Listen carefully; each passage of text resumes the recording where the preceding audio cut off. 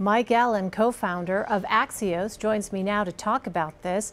So, Mike, the president said Sunday he'll handle this book fallout, quote, well. What's your assessment of how he's handling this so far? Well, Elaine, the president goes on there to call it a fake book. I think we'll probably be hearing that as much as we're hearing Sloppy Steve.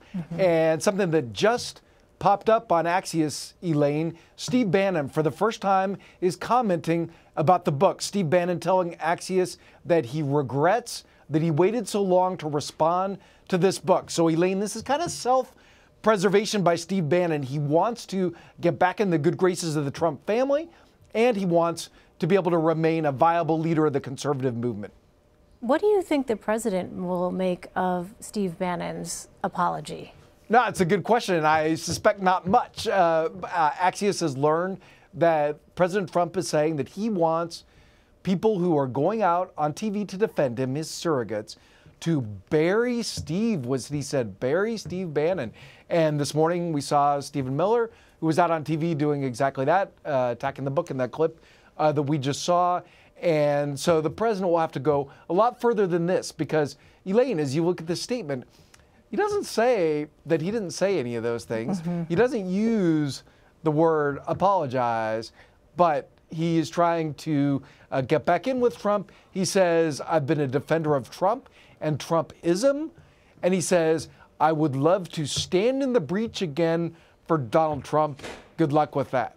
Well, so let me ask you, though, because we've seen in other instances where the president does welcome some people back into his inner circle, sometimes not in a formal way. But how do you see this rift right now between Bannon and Mr. Trump impacting the Republican Party, for instance, as the 2018 midterms approach? No, Elaine, that's a very, very astute point. That's exactly right. People do go in and out of favor in Trump world. Steve Bannon did when he was in the White House, as you remember, that it looked like he was going to be axed for good long before he was. This does, I think you'll agree, seem more like divorce, but who knows? Like that would be the name of the next book about this White House.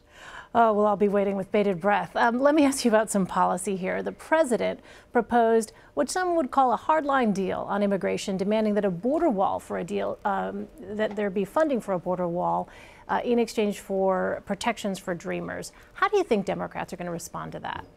Well, they've drawn kind of a red line on the wall, Elaine, but Democrats have been very flexible on border security. So that's going to be the interesting formula that comes up here. Well, we're told, Elaine, that behind the scenes, the president has been unequivocal for months. He has said, no wall, no deal.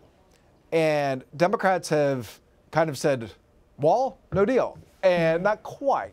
But what's interesting is he's really doubled, tripled down on the idea of an actual physical extension of the wall, as opposed to more talking about border enforcement.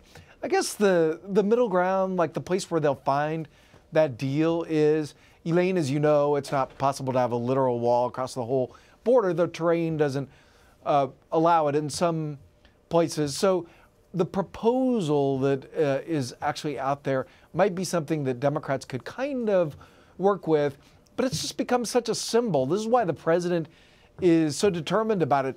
Like, he could skip everything else, ignore everything else that he told his base he would do. Like, this is the one thing that people in his base remember. And it's something that you can show a picture of or not show a picture of.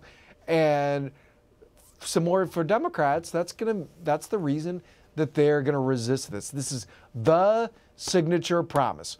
And so as you head into 2020, that's something that both sides pay acute attention to.